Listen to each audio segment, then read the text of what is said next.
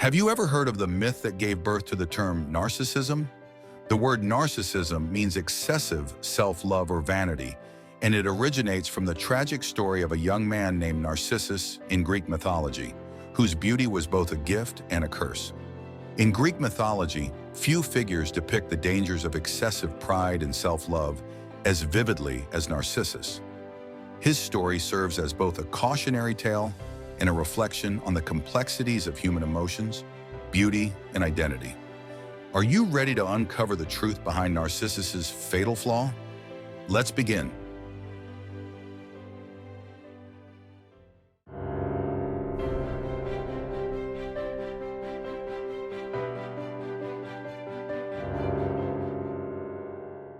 Narcissus was born in the region of Boeotia in central Greece to the river god Cephissus and the nymph Liriope.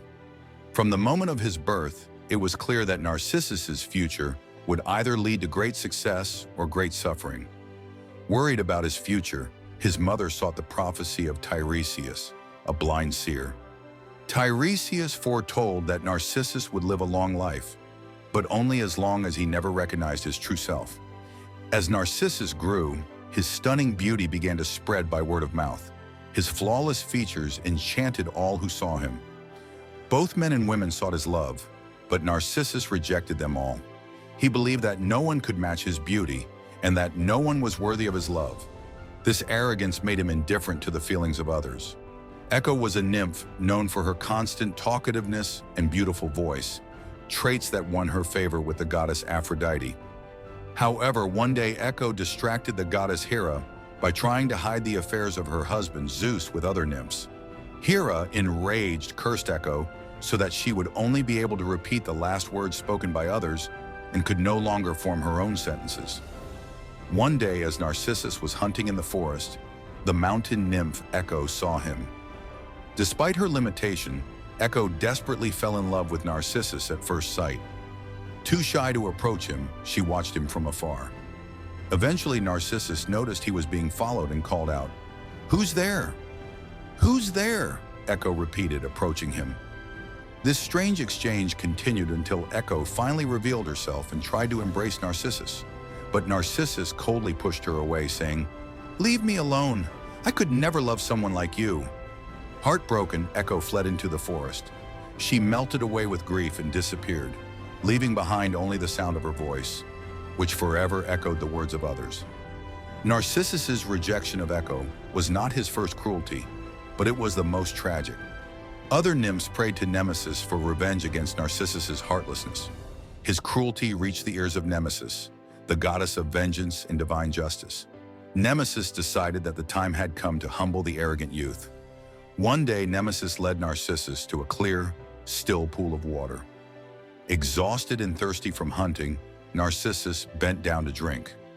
As he did, he saw his reflection for the first time. He saw such a beautiful and perfect face in the water that he fell in love with it at first sight. Not realizing it was his own reflection, Narcissus thought the person in the water was someone else. Narcissus was mesmerized. When he tried to touch the water, the waves distorted the image.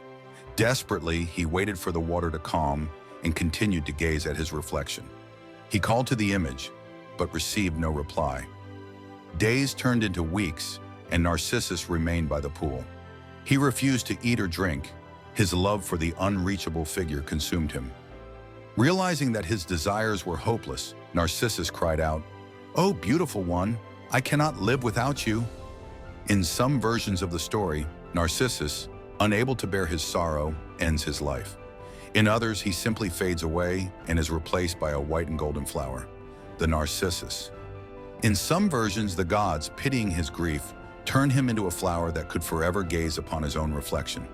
Whatever the ending, the pool remained as still and silent as ever, and the narcissus flower growing nearby reflected the beauty of the boy who once believed himself untouchable. The myth of Echo and Narcissus is one of the most enduring stories in classical mythology, featured in Ovid's Metamorphoses. This tale, blending love, attachment, and the consequences of vanity, has long influenced Western art and literature. The Roman poet Ovid likely played a significant role in shaping this myth by incorporating Echo into the story of Narcissus. The myth is told in Book 3 of Metamorphoses, revolving around two main figures. The story of Narcissus has been told in different ways over the centuries. In the Roman version, a young man named Amenius falls in love with Narcissus. As usual, Narcissus is cruel and disdainful, giving Amenius a sword and telling him to end his life. Heartbroken, Amenius does so, but before he dies, he prays to the gods to punish Narcissus. This prayer is answered when Narcissus encounters his own reflection and shares the same fate. In another version, Narcissus falls in love with his twin sister. Upon learning that they are siblings, she rejects him. Narcissus cannot bear this and vanishes, leaving behind only the Narcissus flower.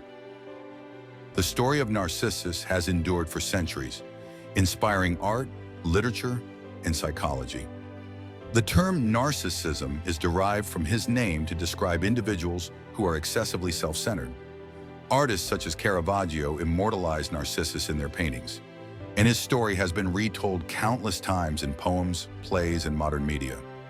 Ultimately, the story of Narcissus serves as a timeless reminder to balance self-love with compassion for others, and to recognize the dangers of being consumed by vanity and desire. Which version of Narcissus' story resonates most with you? How do you interpret its lessons for today's world?